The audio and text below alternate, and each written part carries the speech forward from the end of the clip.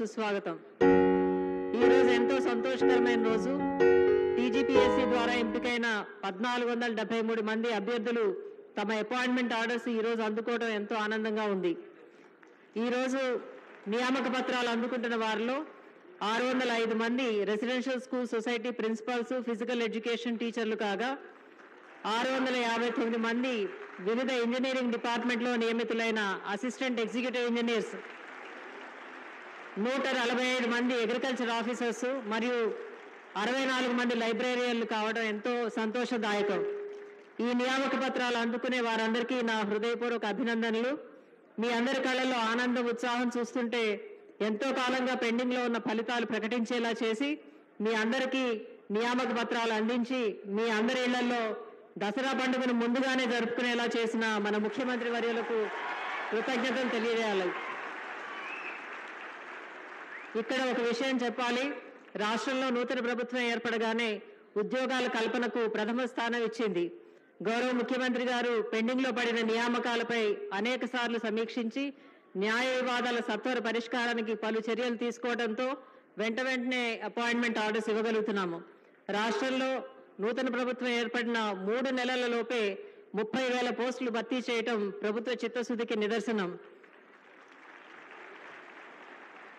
మీ అందరికీ తెలుసు, 563 పోస్టులతో group 1 notification ఇవ్వడం, ప్రిలిమ్స్ నిర్వహించటం, ఫలితాలు ప్రకటించడమే కాకుండా ఈ నెలలోనే మెయిన్స్ నిర్వహించి వీలైనంత త్వరలో ఫలితాలు ప్రకటించాలని ప్రయత్నం చేస్తున్నాం. 11,602 పోస్టులతో మెగా డిఎస్సి టీచర్ల నియామకానికి ఫిబ్రవరి 29 నోటిఫికేషన్ విడుదల చేయటమే కాకుండా పకడ్బందీగా పరీక్షలు నిర్వహించి ఫలితాలు ప్రకటించి రాబోయే 2-3 రోజుల్లో అపాయింట్మెంట్ ఆర్డర్లు కూడా ఇవ్వనుండడం నిరుద్యోగుల పట్ల మన గౌరవ ముఖ్యమంత్రి వర్యులకు ఉన్న అపారమైన శ్రద్ధకు నిదర్శనం.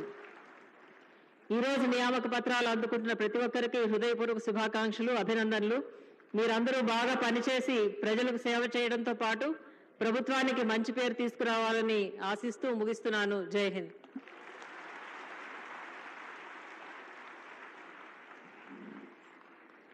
గౌరవనీయులైన రాష్ట్ర ప్రధాన కార్యదర్శి గారి సందేశానికి, స్ఫూర్తికి ధన్యవాదాలతో, ఇది కొలువుల తెలంగాణ, ఆత్మవిశ్వాసపు తెలుగుల తెలంగాణ, ఆనందపు నెలవుల తెలంగాణగా మార్చిన ముఖ్యమంత్రి గారిని, గౌరవనీయులైన మంత్రివర్గాన్ని, పెద్దలందరినీ మరోమారు స్వాగతిస్తూ కర్తవ్యంతో నమస్కారం తెలియచేద్దాం. మన ఈ సభకు అధ్యక్ష వహిస్తున్న పెద్దలు పంచాయతీరాజ్ శాఖ మంత్రులు, మహిళా సంక్షేమ శాఖ మంత్రి డాక్టర్ ధనసన అనసూయ సీతక్క గారి సందేశం.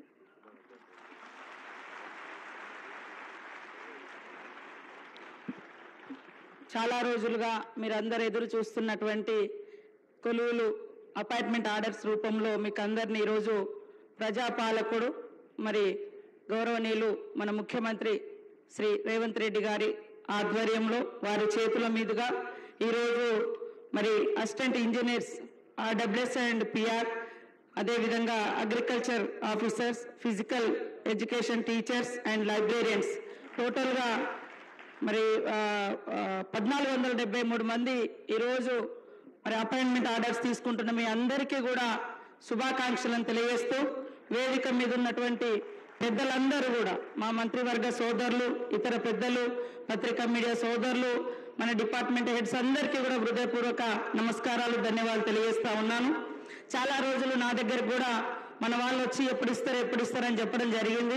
కానీ పండుగ ముందు అతిపెద్ద పండుగ, ఎక్కువ రోజులు మీ లైఫ్లో మీరు ఎంతో గొప్ప లక్ష్యాలతోటి మరి చదువుకొని ఈ పండుగ ముందు ఈ పెద్ద పండుగ జరుపుకోవడం లైఫ్ లాంగ్ గుర్తుండేటువంటి పండుగ.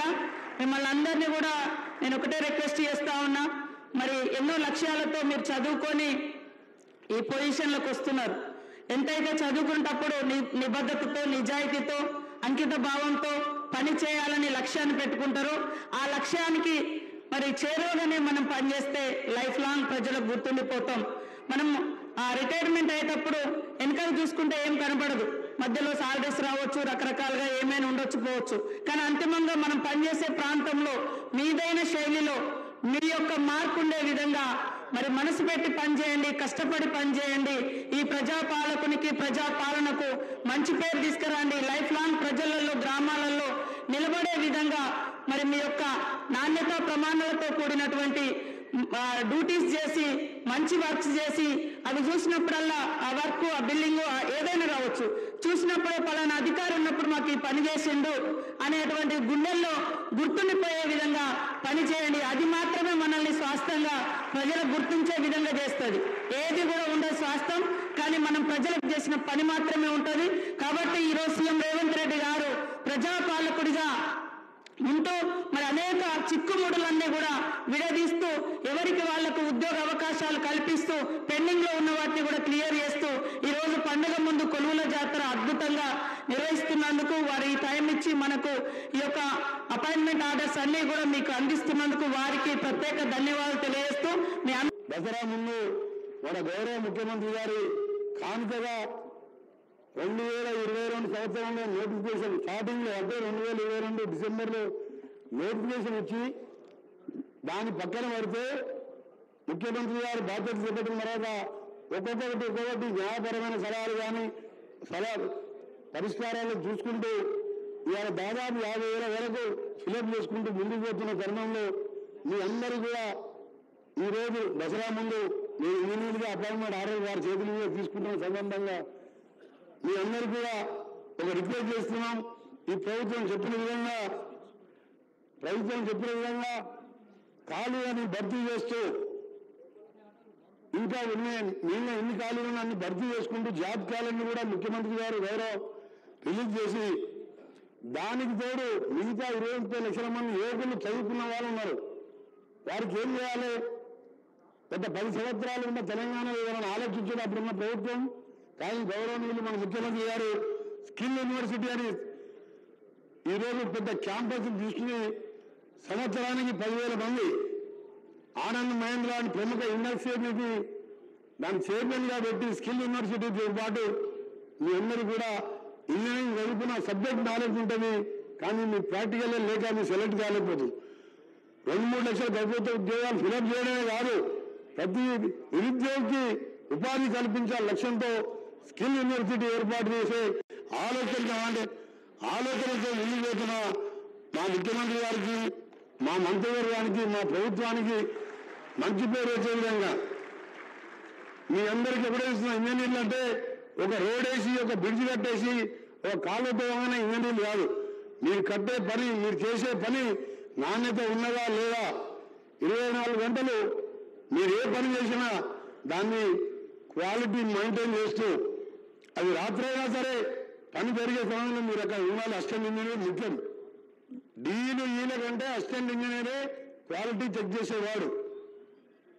కానీ ఈ రోజుల్లో చూస్తుంది ఒకటే సలహా ఇస్తున్నాను, ఎందుకంటే ఇటీవల చూస్తున్నాము ఇంజనీర్లు విచారణకు హాజరవుతుందంటే ఎంత బాధ అనిపిస్తుందో మీరు చూడండి.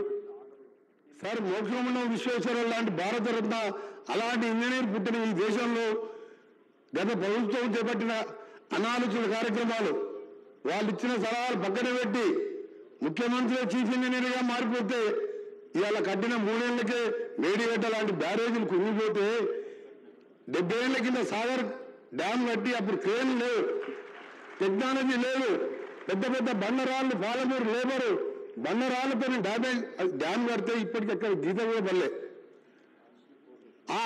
అది కట్టిన ఇంజనీర్లను మీరు వాళ్ళని ఆదర్శంగా తీసుకోండి. కాళేశ్వరం కట్టిన ఇంజనీర్లను కాదు.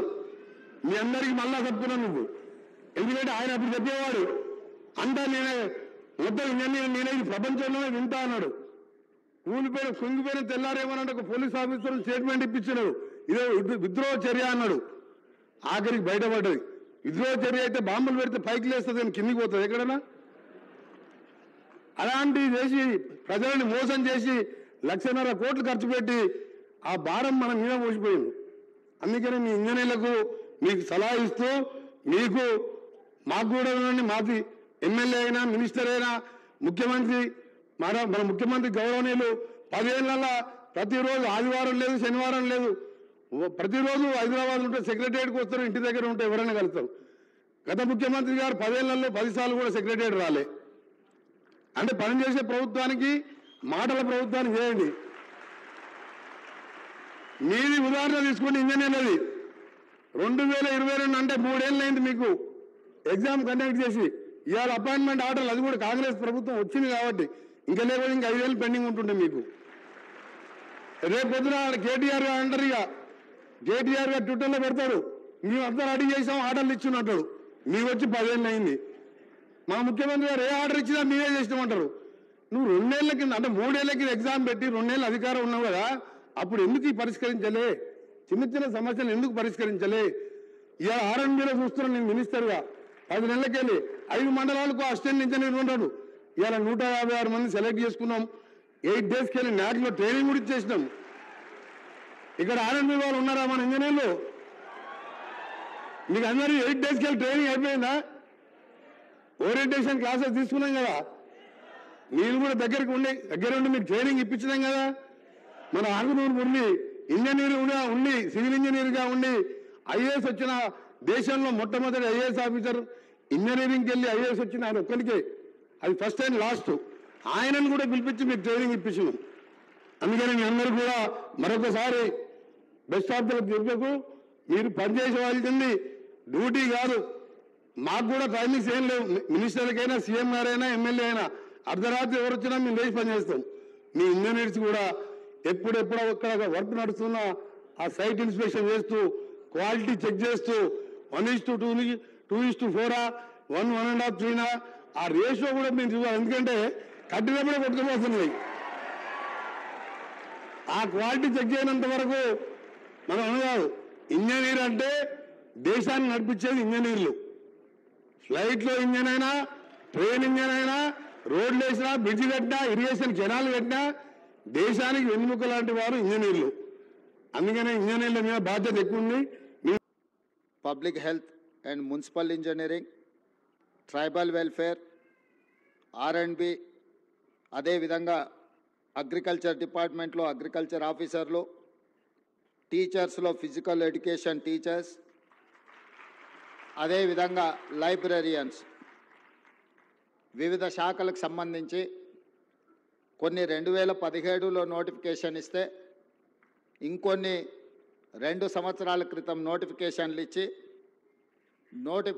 ఇచ్చిన ఆనాటి ప్రభుత్వంలోని పెద్దలు మీ ఉద్యోగ నియామకాలు పట్టించుకోకపోవడం వల్ల వివిధ న్యాయస్థానాలలో ఈ కేసుల పరిష్కారం చూపించక మీ ఉద్యోగాలను ఇవ్వడం వాళ్ళ బాధ్యత అని వాళ్ళు భావించకపోవడం వల్ల కొన్ని 8 సంవత్సరాలు 7 సంవత్సరాలు అయితే కొన్ని 2 సంవత్సరాల పైగా మీరు మీ కుటుంబ సభ్యులు నిరీక్షించి ప్రభుత్వాల మీదనే విశ్వాసం కోల్పోయే పరిస్థితులు వచ్చినాయి. కానీ మార్పు రావాలి, కాంగ్రెస్ గెలవాలి అన్న ఆలోచనతోటి ఆనాడు ఏ చేతులతోనైతే విద్యార్థి నిరుద్యోగ జంగ్ సైరన్ కార్యక్రమాన్ని మోగించినమో ఆ కార్యక్రమంలో మీరందరూ అండగా నిలబడి ఆ రోజు నేను తీసుకున్న కార్యక్రమంలో వేలాది మంది పాల్గొన్నప్పుడు నేను ఆ విద్యార్థులకు ఒక మాట చెప్పిన, మీకు ఉద్యోగాలు రావాలి అనంటే ముఖ్యమంత్రి కుర్చీలో మంత్రుల కుర్చీలో ఉన్న వాళ్ళ ఉద్యోగాలు ఊడాలి, అప్పుడే మీకు ఉద్యోగాలు వస్తాయని ఆనాడు చెప్పడం జరిగింది.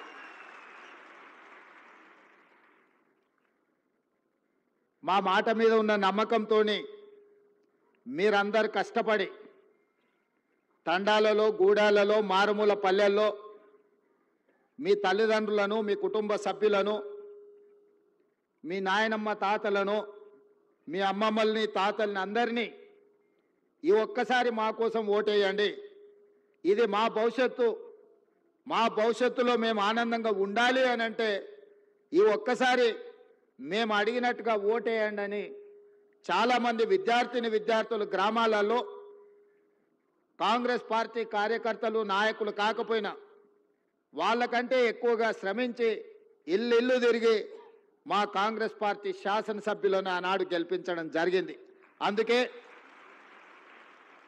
అందుకే ఈ తెలంగాణ రాష్ట్రంలో 65 మంది శాసనసభ్యులను గెలిపించుకొని పక్కా ప్రభుత్వాన్ని ఏర్పాటు చేసి డిసెంబర్ 7, 2023 నాడు ఎల్బీ స్టేడియంలో వేలాది మంది సమక్షంలో మా కుటుంబ సభ్యుల కళ్ళల్లో ఆనందం చూస్తూ మేమందరం ముఖ్యమంత్రిగా మంత్రులుగా ప్రమాణ స్వీకారం చేపట్టడం జరిగింది. ఏ ఎల్బీ స్టేడియంలో మాకు ఉద్యోగాలు వచ్చి మేము బాధ్యతలు తీసుకున్నప్పుడు మా కుటుంబ సభ్యులు ఎంత సంతోషంగా ఉన్నారో, కొన్ని సంవత్సరాల నుంచి నియామకాలు జరగక ఉద్యోగ ఉపాధి అవకాశాలు లేక లక్షలాది మంది నిరుద్యోగ యువకులు నిరాశ చెందుతున్న సందర్భంలో మా మంత్రివర్గం ఆలోచన చేసి సంవత్సరాల కొద్దీ వాయిదా పడుతున్న ప్రభుత్వ ఉద్యోగాలను 90 రోజుల్లోనే 30,000 ఉద్యోగాలు వాళ్ళ తల్లిదండ్రుల కళ్ళల్లో ఆనందం చూసే విధంగా, వాళ్ళ కుటుంబ సభ్యులు సంతోషపడే విధంగా అదే ఎల్బీ స్టేడియంలో 31,000 మంది నిరుద్యోగులకు ఉద్యోగ నియామక పత్రాలు మేము అందించడం జరిగింది. అదే కాకుండా ఈనాడు పండుగ ముందు చాలామంది అన్నారు, పండుగ వస్తుంది, తెలంగాణలో పెద్ద పండుగ, అందరు పండుగ కార్యక్రమాలలో బిజీగా ఉంటారు, ఈ నియామక కార్యక్రమాలు ఇప్పుడు పండుగ ముందు చేపడితే వస్తారో రారో, పండుగ అయినాక చేపడదామని నాకు సూచన చేశారు. నేనన్నా, ఈ తెలంగాణకు అత్యంత పెద్ద పండుగ దసరా పండుగ, ప్రతి కుటుంబంలో సంతోషం చూడాలి, వాళ్ళ నియామక పత్రాలు అందించి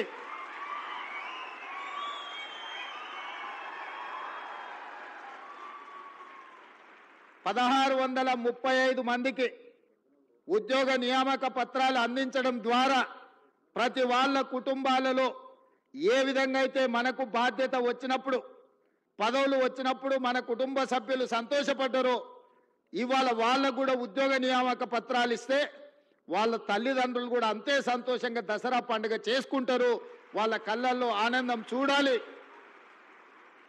ఉద్యోగాలు వచ్చిన వాళ్ళే కాదు, వాళ్ళ తల్లిదండ్రులను కూడా ఈ కార్యక్రమానికి ఆహ్వానించండి, శిల్ప కళావేదికలో ఏర్పాటు చేయండి అని చెప్పి మా అధికారులకు ఆదేశించడం జరిగింది. ఈరోజు ఇంత అద్భుతమైన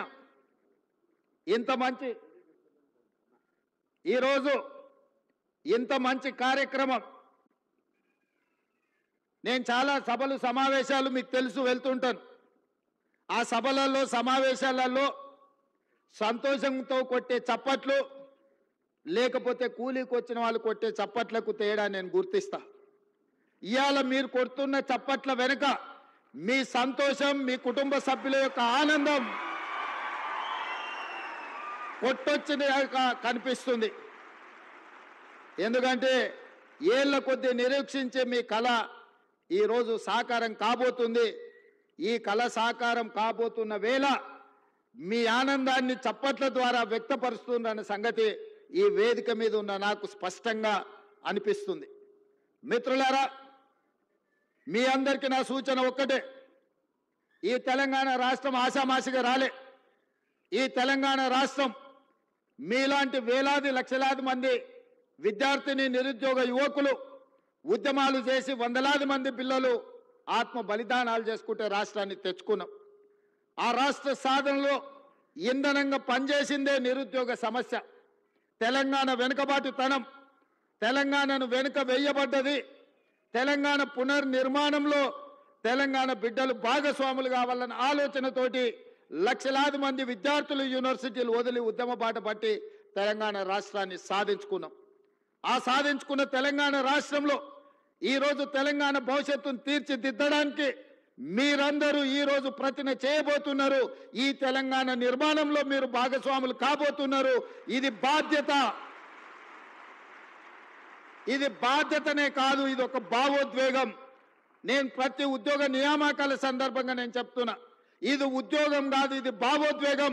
ఈ తెలంగాణ నిర్మాణంలో మనం భాగస్వాములం అవుతున్నాం.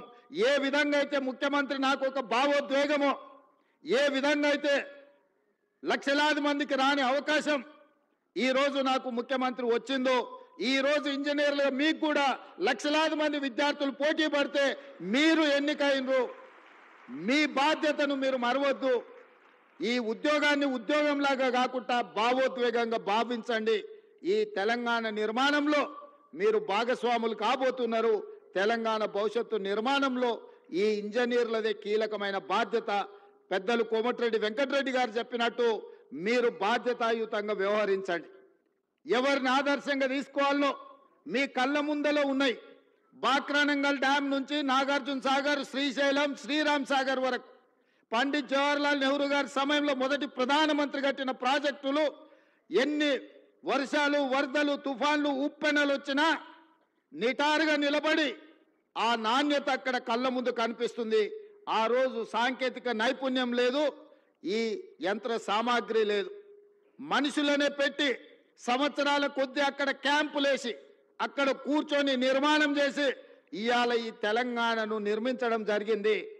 ఇదే కాదు, మోక్షగుండం విశ్వేశ్వరయ్య 1908లో హైదరాబాదు నగరాన్ని వరదలు వచ్చి ఉప్పెనై కమ్మేసి వేలాది మందిని పొట్టన పెట్టుకున్నప్పుడు ఆ వరదల్ని నియంత్రించడానికి ప్రపంచంలో ఉండే ఇంజనీర్లు అందరినీ కూడా వారు సంప్రదించడం జరిగింది. అందులో మోక్షగుండం విశ్వేశ్వరయ్యను వారు నియమిస్తే వారు ఈరోజు నిర్మించిన man made wonders Osman Sagar, Himayat Sagar, మనం ముద్దుగా పిలుచుకునే గండిపేట నుంచి మొదలు పెడితే పురాణపూర్ బ్రిడ్జ్ల వరకు ఈరోజు హైదరాబాదు నగరంలో ఆనాడు ఈ వరదల్ని, అనంతగిరి కొండల్లో నుంచి వచ్చే వరదల్ని నియంత్రించడం ద్వారా, నిలువరించడం ద్వారా గండిపేట, ఉస్మాన్ సాగర్లను నిర్మించి ఖాళీ నీళ్ల కోసమే కాదు వాటిని తాగునీటి వనరులుగా మార్చి లక్షలాది మంది హైదరాబాద్ ప్రజలకు దాహార్తిని తీర్చడానికి మోక్షగుండం విశ్వేశ్వరయ్య నిర్మించిండు. వారు ఇంజనీర్ కాబట్టే, క్వాలిటీ కలిగిన ఇంజనీర్ కాబట్టే అలాంటి గొప్ప మ్యాన్ మేడ్ వండర్స్ను, అద్భుతాలను నిర్మించి మనకిచ్చాడు. 115 సంవత్సరాలైనా మొన్న ఎండాకాలంలో గోదావరి, కృష్ణలో కరువు వచ్చి ఎండిపోయి తాగునీటి సమస్య ఏర్పడ్డప్పుడు హైదరాబాదు నగర దాహార్తిని తీర్చింది ఉస్మాన్ సాగర్. అదేవిధంగా ఈ గండిపేట్, ఈ ప్రాజెక్టులు ఆ రోజు మాకెందుకు లేని, లేదా ఏ 10 ఏళ్ళుంటే చాలను కట్టినుంటే ఇవాళ మనకు ఈ పరిస్థితిలో మన ఆదుకుంటుండేనా?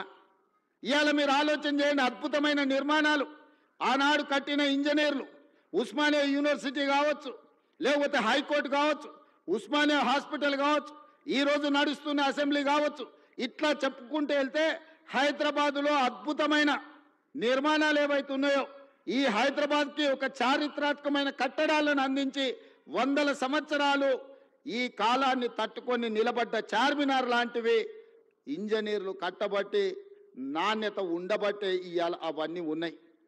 మీరు చార్మినార్ నుంచి ఉస్మానియా యూనివర్సిటీ వరకు కట్టిన ఇంజనీర్లను ఆదర్శం తీసుకుంటారా? ఉస్మాన్ సాగర్, హిమాయత్ సాగర్ను నిర్మించిన ఇంజనీర్లను ఆదర్శం తీసుకుంటారా?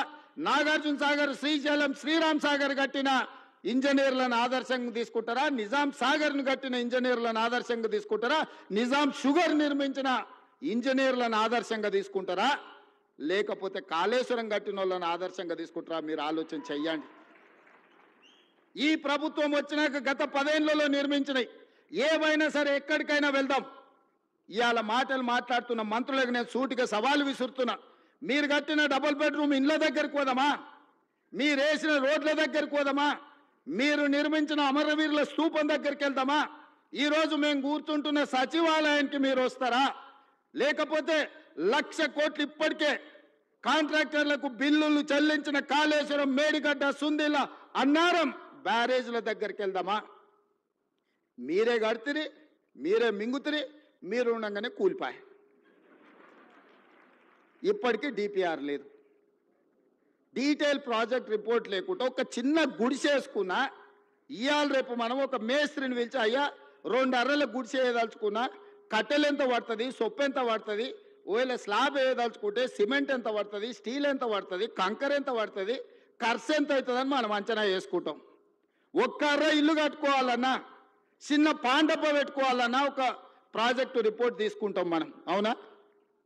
1,50,000 కోట్ల అంచనాలు, 38,000 కోట్ల రూపాయల అంచనా ఉన్న ప్రాణహిత చేవెళ్ళ పేరు మారి కాళేశ్వరమై రీడిజైనింగ్ పేరు మీద 1,50,000 కోట్లకు అంచనాలు పెంచి ఇవాళకి 1,00,000 కోట్లు చెల్లించిండ్రు.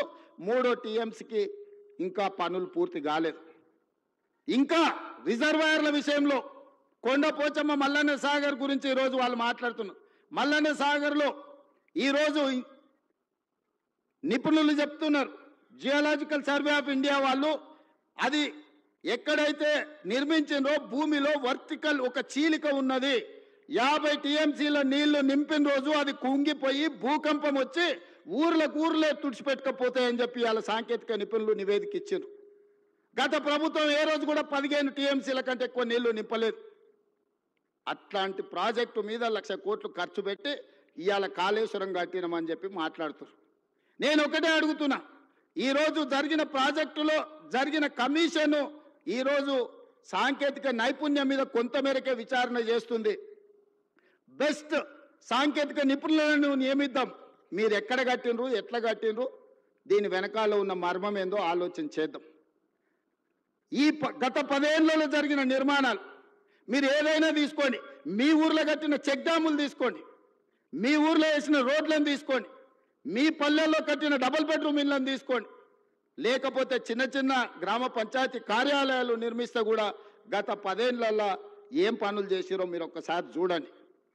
నేను ఎందుకు ఈ మాట చెప్తున్నంటే 100 సంవత్సరాల అనుభవం ఒక్క పక్కన ఉంటే 10 సంవత్సరాల దుర్మార్గమైన ఇంకొక అనుభవం ఇంకొక పక్కన ఉంది. అందుకే ఈరోజు మీరు ఆలోచన చేయండి. ఒక పెద్ద మనిషి, ఒక అధికారి నాకు చెప్పిండు, సార్ రాజకీయాలలో ప్రభుత్వ ఉద్యోగాలలో 3 దిశలు ఉంటాయని. 3 దశలు ఏంటివంటే చేరినప్పుడేమో గరం ఉంటారంట, కొంత దూరం పోయినాక నరమవుతారంట, చివరికి వచ్చేవరకల్లా బేసరం అవుతారంట. దయచేసి చేరినప్పుడు ఏ గరంతో ఉన్నారో మీరు ఉద్యోగ పదవీ విరమణ చేసే వరకు అదే గరంతో ఉండండి, తెలంగాణను నిర్మించండి. ఏ సూక్తి అయితే ఉన్నదో మొదట్లో గరం, తర్వాత నరం, మూడోసారికి వచ్చేవరకల్లా బేసరం అనే ఏదైతే ఉందో నానుడి, ఈ నానుడి నాకు మీకు మాత్రం ఎట్టి పరిస్థితుల్లో వర్తించకుండా ఉండాలి. మనం ప్రజలు అత్యంత విశ్వాసంతో మనకు అవకాశం ఇచ్చిండ్రు, ఆ విశ్వాసాన్ని నిలబెట్టుకోవాల్సిన బాధ్యత మన అందరి మీద ఉన్నది. ఇవాళ నేను ముఖ్యంగా 1-2 విషయాలు గుర్తు చేయదలుచుకున్నా, మీరు ఆలోచన చేయండి. గతంలో ఎన్నికలు జరిగినాయి. 2019 ఎన్నికల తర్వాత ఫలితాలు ప్రజలు పార్లమెంట్లో ఇచ్చిండ్రు. వినోద్ కుమార్ గారిని ఓడించారు, కల్వకుంట్ల కవిత గారిని ఓడించారు. 6 నెలలు తిరిగే లోపల ఒకరికి ఎమ్మెల్సీ ఇచ్చిండ్రు, ఒకరికి ప్లానింగ్ కమిషన్ వైస్ చైర్మన్ ఇచ్చిండ్రు. వాళ్ళ కుటుంబ సభ్యులకు ఉద్యోగం పోతే ప్రజలు తిరస్కరిస్తే, ప్రజలు తిరస్కరించింది కాబట్టి పక్కన పెట్టాలని ఆలోచన చేయకుండా ఎంబడే వాళ్ళ కుటుంబ సభ్యులకు నియామక పత్రాలు ఇచ్చింది. కానీ 2017లో నోటిఫికేషన్ ఇచ్చిన మీ ప్రిన్సిపల్స్ని ఎందుకు నియామకం చేయలేదు? 2017లో నోటిఫికేషన్ ఇచ్చిన ఫిజికల్ ఎడ్యుకేషన్ టీచర్స్ని ఎందుకు నియామకం చేయలేదు? తన కుటుంబానికి ఒక నీతి, మన కుటుంబాలకు ఇంకొక నీత. ఇదే ఆ కుటుంబం నీతి. ఇంతకంటే ఉదాహరణగా నేను చెప్పాల్సిన అవసరం లేదు. ప్రతివాడు ముసుగు తొడుక్కుంటాడు, కానీ ఓ సందర్భంలో ముసుగు తీస్తారు. లాలూ ప్రసాద్ గారు ఓ ఉపన్యాసంలో చెప్పిండు, ఊర్లో రజకుడి గాడిద మీద ఒక దుప్పటి, రాముల వారి బొమ్మ ఉన్న దుప్పటి ఉండేదంటే ఎప్పుడు మూటలు మోసే గాడిద. అది ఊర్లో ఎవరు చేనులో మేయడానికి పోయినా అక్కడ ఆ చేను వాళ్ళు కొట్టకపోను చూడంగానే దండం పెట్టేదని. గాడిద ఏమనుకున్నదంటే నాకు ఇంత గౌరవం ఉంది, ఈ మొత్తం ఏ గడ్డి అయినా మేయొచ్చు అని ఊరి మీద పడి తింటా ఉన్నది. ఓ రోజు ముళ్ళ చెట్ల నుంచి పోతుంటే ఆ పైన వేసిన బొంత మీద ఉన్న రాముడి బొమ్మ ఉన్న బొంత ఆ చెట్టుకు తగిలి అది బయటికి పోయింది. గాడిద చేనులకు పోయి మెయ్యంగానే దుడ్డు కర్ర తీసుకొని కొడితే నడ్డి ఇరిగింది. ఎందుకు చెప్తున్నా అంటే ఆయనకు కూడా తెలంగాణ ఉద్యమం అనే ఒక ముసుగు, రక్షణ కవచం కొంతకాలం ఉన్నది. ఆ తెలంగాణ ఉద్యమం కోసం మీరు అందరు చేతులు ఎత్తి దండం పెట్టారు. అది వారి గొప్పతనం అని వారు అనుకుంటున్నారు. అది తెలంగాణ ఉద్యమం యొక్క గొప్పతనం, విద్యార్థిని నిరుద్యోగ యువకుల యొక్క త్యాగం. ఇవాళ ముసుగు తొలగింది కాబట్టి ముఖం జల్లక ఆయన ఎక్కడున్నాడో ఇక ఈ పిల్లలు రోడ్ల మీద పడి నోటుకొచ్చింది మాట్లాడుతున్నారు. 10 ఏళ్లలో మీరు చేపట్టని నియామకాలు 10 నెలల లోపల ఈరోజు 60,000 ఉద్యోగ నియామకాలు. రేపు 9 తారీఖు నాడు ఎల్బీ స్టేడియంలో 11,063 టీచర్ల ఉద్యోగ నియామక పత్రాలు అందించడం ద్వారా తండాలలో, గూడాలలో, మారుమూల పల్లెల్లో ఉన్న పేదల పిల్లలకు విద్యను అందించాలి, పాఠశాలలు ప్రారంభించాలి. దళితులు, గిరిజనులు, ఆదివాసీలు, బలైన వర్గాలు, మైనార్టీల పిల్లలు విద్యకు దూరం కావద్దు అని 11,063 మంది టీచర్ల నియామకాలు దసరా కంటే ముందు 9 తారీఖు నాడు సాయంత్రం 4 గంటలకు ఇవ్వబోతున్నాము. ఇది మా చిత్తశుద్ధి, ఇది మా బాధ్యత. నేను గొప్ప అనుకోవడం లేదు, ఇది బాధ్యత అనుకుంటున్నా. ఎందుకంటే తెలంగాణ నిర్మాణంలో పిల్లలు చదువుకున్నప్పుడే ఇవాళ మీరైనా మేమైనా ఈ వేదిక మీద ఇక్కడికి రాగలిగినామంటే మనం చదువుకోవడం వల్ల, ప్రభుత్వ పాఠశాలల్లో టీచర్లు మనకు చదువులు చెప్పడం వల్ల. 90% ఇక్కడికి వచ్చిన వాళ్ళు గవర్నమెంట్ స్కూల్లో చదువుకున్న వాళ్ళే నాకు తెలిసినంత వరకు. ఇలా పాఠశాలలు మూసేస్తే ఏమవుతుంది తెలంగాణ రాష్ట్రం? ఒక్కసారి ఆలోచన చేయండి. ఒక్కరోజైనా బాధ్యతతో ఆలోచన చేసిండు ఆయన? ఒక్కరోజైనా అసెంబ్లీలో చర్చ జరిగిందా? ఈ ప్రభుత్వం వచ్చినాక తెలంగాణ అసెంబ్లీలో చర్చలు మీరు చూస్తున్నారు కదా, బాజాబ్తా చర్చ పెడుతున్నాం కదా, మాకేం తాపరికం ఉంది? ఇవాళ మీరు ఇంజనీర్లు చాలా వరకు మున్సిపల్ కార్పొరేషన్లో కూడా మీరు చేయబోతున్నారు. మీ చేతుల మీద ఒక అద్భుతం జరగబోతుంది. రీజనల్ రింగ్ రోడ్, 360 కిలోమీటర్ల రీజనల్ రింగ్ రోడ్ మీ చేతుల మీద నిర్మాణం కాబోతుంది. రేడియల్ రోడ్స్ మీ చేతుల మీద నిర్మాణం కాబోతున్నాయి. ఫ్యూచర్ సిటీ ఎయిర్పోర్ట్కు కూతవేటు దూరంలో ఫ్యూచర్ సిటీ, ఫార్మర్ సిటీ నిర్మాణం కాబోతుంది. మీ చేతుల మీద మూసీ రివర్ డెవలప్మెంట్ ఫ్రంట్ ఎవరు అడ్డం వచ్చినా నిర్మించి 55 కిలోమీటర్ల మూసీ రివర్ డెవలప్మెంట్ ఫ్రంట్ మీ చేతుల మీదుగా నిర్మించి ప్రపంచానికి ఆదర్శంగా నిలబెడతాం. లండన్లో హడ్సన్ రివర్ ఉంటుంది, అదే లండన్లో థేమ్ రివర్ ఉంటుంది, అమెరికాలో హడ్సన్ రివర్ ఉంటుంది, అదేవిధంగా గుజరాత్లో మీకు సబర్మతి రివర్ ఫ్రంట్ ఉంటుంది. హైదరాబాద్ నగరానికి న్యాచురల్గా ఉన్న మూసీ రివర్ ఎందుకు అభివృద్ధి చేసుకోవచ్చా అని నేను అడుగుతున్నా. ఇవాళ నేను మిమ్మల్ని అడుగుతున్నా, కృష్ణ, గోదావరి, యమున, గంగా, సరస్వతి అన్ని నదుల పేర్ల మీద మన ఆడబిడ్డలకు పేర్లు పెట్టుకుంటున్నాం, అవునా? మన ఇంట్లో ఆడబిడ్డ పుడితే కృష్ణానో, కావేరో, గోదావరో, సరస్వతో, గంగానో అని నదుల పేర్లు మన బిడ్డలకు పెట్టుకుంటున్నాం. ఏ తండ్రి అయినా ఆయన బిడ్డకు మూసి అనే పేరు పెట్టుకున్నాడా?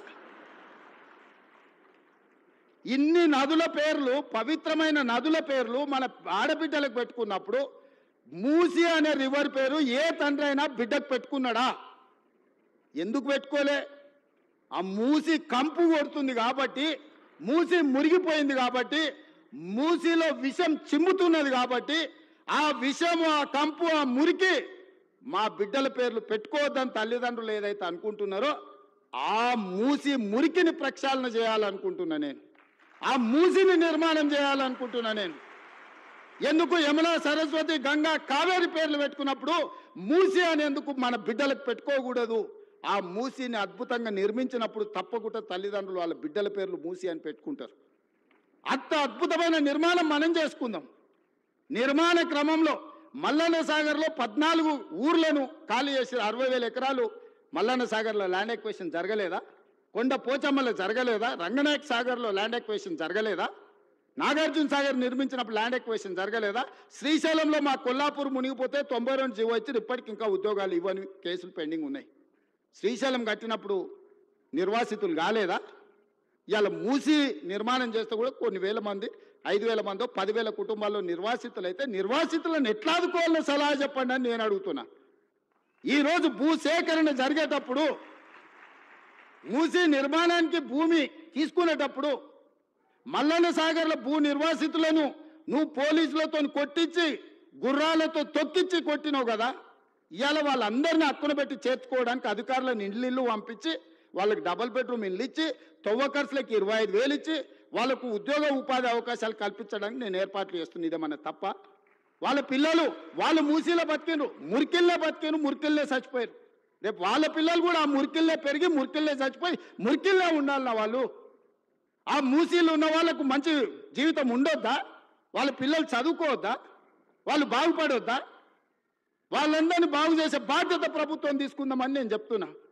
మూసీలో మొత్తం 10,000 కుటుంబాలు ఉన్నాయి. 6 నెలల నుంచి ఎన్యూమరేట్ చేపించిన 33 టీంలను పెట్టి ఇల్లు పోయి ప్రతి వాళ్ళ వివరాలు సేకరించి, ప్రతి వాళ్ళ ఆధార్ కార్డు తీసుకొని, ప్రతి కుటుంబం యొక్క వివరాలు 33 టీంలు 6 నెలల నుంచి ఇల్లు పోయి తిరిగి తీసుకొచ్చినాం.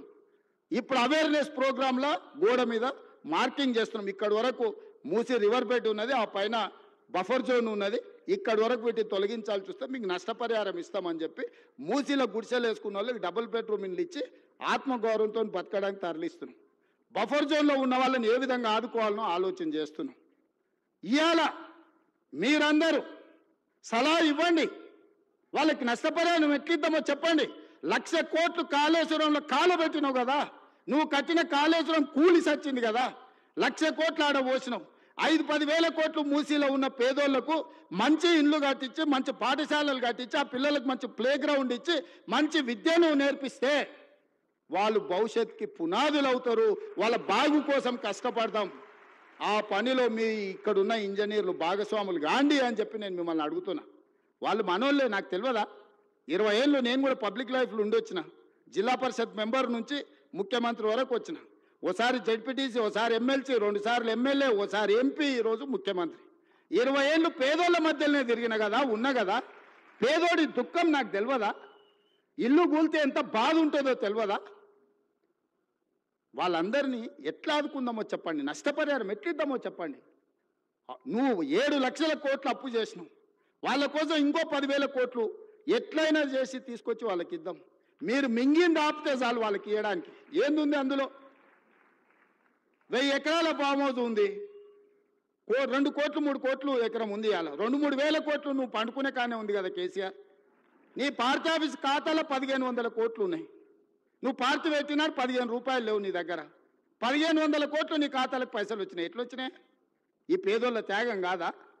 వాళ్ళు ప్రభుత్వం నుంచి, ప్రభుత్వ ఖజానా నుంచి అవసరమైతే ఒక 10,000 కోట్లు ఖర్చు అయినా వాళ్ళని ఒక మంచి అపార్ట్మెంట్స్ కట్టించి, గవర్నమెంట్ ల్యాండ్లో వాళ్ళకి మంచి ఒక కాలనీ కట్టించి, వాళ్ళందరినీ అక్కడికి తరలించి, అక్కడ ఒక హాస్పిటల్, ఒక పాఠశాల, ఒక ఐటీఐ, ఒక జూనియర్ కాలేజు, అవసరమైతే ఒక ఇంజనీరింగ్ కాలేజ్ కట్టించి వాళ్ళకు ఒక మంచి భవిష్యత్తు ఇద్దాం. సలహా ఇవ్వండి.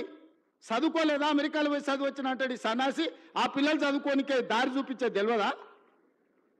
ఈటెల రాజేందర్ గారు, అందులో ఇంకా ఆయనకు అంగి మారింది కానీ వాసన అయితే మారినట్టుగా అనిపిస్తలేదు. నాకు కొంచెం గౌరవం ఉండే, ఎందుకంటే ఇట్లాంటి దాంట్లో కొంచెం కలిసి వస్తాడేమని. ముందు రోజు హరీష్ కేటీఆర్ మాట్లాడితే తెల్లారి అదే జిరాక్ తీసుకొచ్చి రాజేందర్ అన్న చదువుతున్నాడు. కనీసం భాషనైనా మార్చుకో రాజేందర్ అన్న. నువ్వు అందులో ఉండొచ్చినావు అని ఇంత బానిసత్వం వాళ్ళకు చూపించాల్సిన అవసరం లేదు. ఎందుకంటే నువ్వు కష్టాలలో ఉన్నప్పుడు వాళ్ళు నిన్ను మెడలాటి దొబ్బినప్పుడు తెలంగాణ సమాజం నీ పక్కన నించున్నది. వాళ్ళ పక్కన నించోకు, దొంగల పక్కన, తెలంగాణ ప్రజల పక్కన నించో. ఇవాళ నేను ఢిల్లీకి పోతున్నారా, రేపు మోడీ దగ్గరకు పోదాం. సబర్మతి రివర్ ఫ్రంట్లో 64,000 కుటుంబాలను బయటకు పంపించిండు ఆయన. 40 లక్షల కోట్ల రూపాయల బడ్జెట్ ఉందో, 25,000 కోట్ల రూపాయలు మూసీ రివర్ డెవలప్మెంట్ ఫ్రంట్కి అడుగుదాం మోడీ గారిని. ఎందుకు ఏడు మోడీ గారు మనకు? మనం పన్ను కడతలేమా? సికింద్రాబాద్ నువ్వే గెలుస్తువి, చేవెళ్ళ నువ్వే గెలుస్తువి, మల్కాజ్గిరి నువ్వే గెలుస్తువి, మెదక్ నువ్వే గెలుస్తువి, అన్ని మీరే గెలుస్తారు. మరి మీకు బాధ్యత లేదా? 10,000, 20, 25,000 కోట్లు మోడీ దగ్గర ఇప్పించడానికే.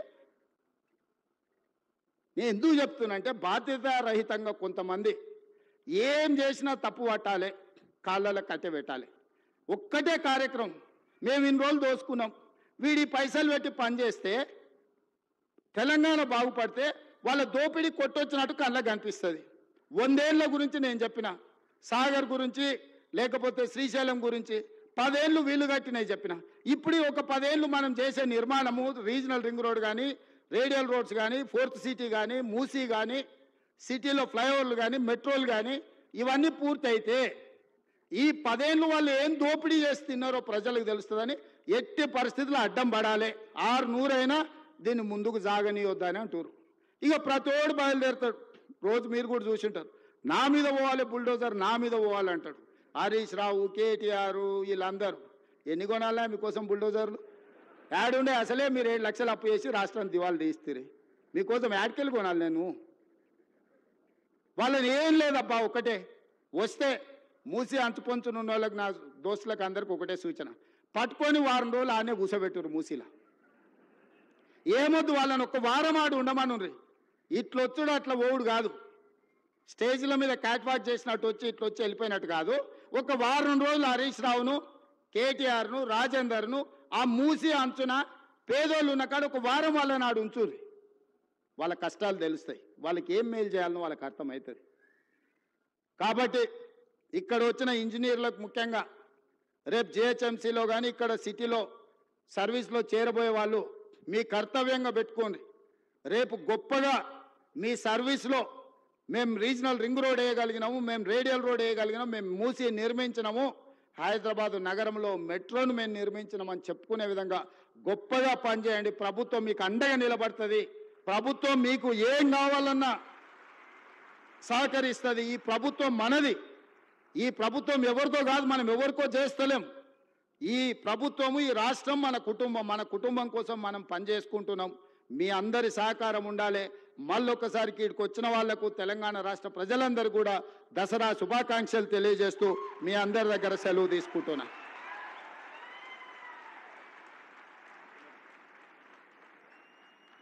ప్రతి కుటుంబం ఆనంద కదంబంగా కావాలని ఆనరబుల్ సీఎం గారు ఇప్పుడు కొన్ని నియామక పత్రాలను అందజేస్తారు. ముందుగా ఈ కిరణ్ కుమార్, తెలంగాణ మహాత్మా జ్యోతిబా పూలే వెనుకబడిన తరగతుల విద్యా సంస్థలు.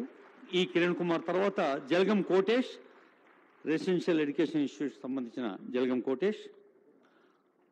ఆ తర్వాత Sangani Rajasekhar, AE civil, mission Bhagiratha Sangani Rajasekhar.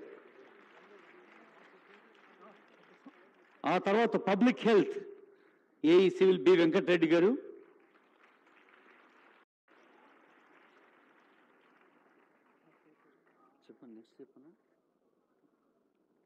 Machine Bhagiratha token గా ఒకరికి, పబ్లిక్ హెల్త్ నుంచి ఒకరు. ఇప్పుడు గిరిజన సంక్షేమ శాఖ ముదినేని సుమన్, తర్వాత జాదవ్ సందీప్, తర్వాత ఎస్ శరత్ కుమార్. వివిధ ప్రభుత్వ విభాగాల్లో సివిల్ ఇంజనీర్స్గా సేవలు అందించబోతున్న యువ తెలంగాణ సేవకులు.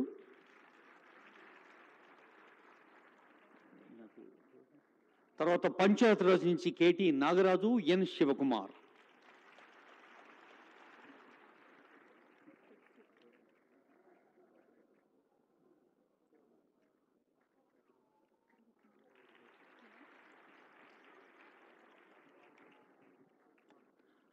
తర్వాత R&B నందిగారి భానుప్రకాష్.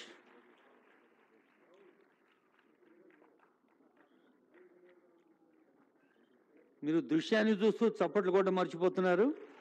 సో కాళ్ళకి చేతులకి పని చెప్పండి. V Rahul Reddy, director of agriculture విభాగం నుంచి, వ్యవసాయ విభాగం రాహుల్ రెడ్డి, జాస్మిన్ గారు.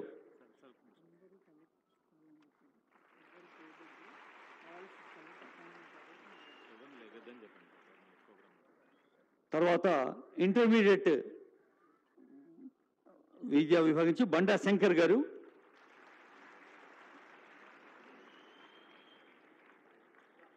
చప్పట్లు పైనుంచి వినిపిస్తలేవు.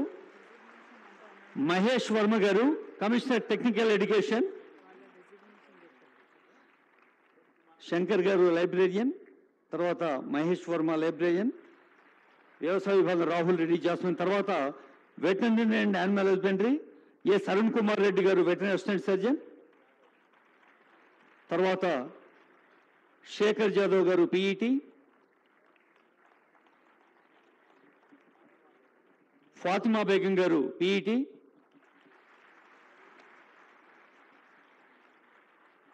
తర్వాత మరొక పీఈటీ రత్నం శ్రీనివాస్ గారు. తర్వాత మేకల రాహుల్ కృష్ణ గారు.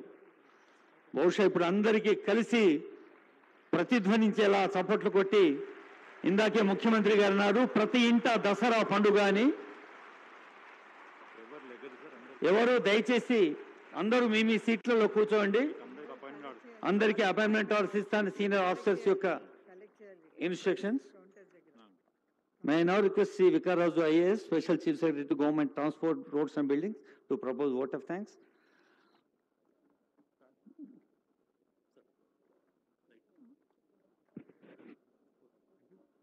So thank you, sir. Honorable CM, sir, honorable ministers, all the distinguished guests on the dais.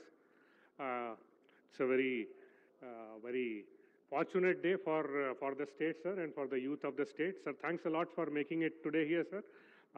In spite of your busy schedule, I am On behalf of all the new appointees, I thank all the dignitaries on the dais, especially CM sir, for having taken out this time. I'm sure, thank you sir.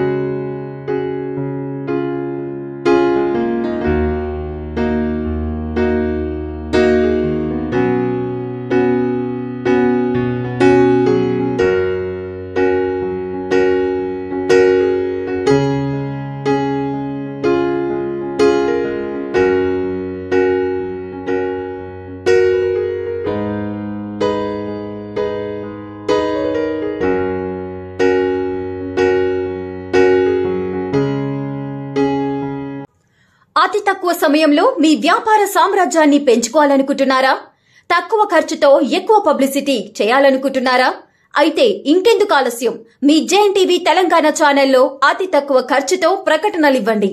అత్యధిక లాభాలను సాధించుకోండి. వ్యాపార, వాణిజ్య, పాఠశాలలు, వైద్యశాలలు, హోటళ్లు, వస్త్ర దుకాణాలు, అన్ని రకాల వ్యాపార ప్రకటనల కొరకు సంప్రదించండి. మా phone numbers 8558288081 9247896607. For more updates, please like and subscribe to JNTV Telangana. Hi! Subscribe to JNTV Telangana. Don't forget to like the video and to get the notification of a video, hit the bell icon.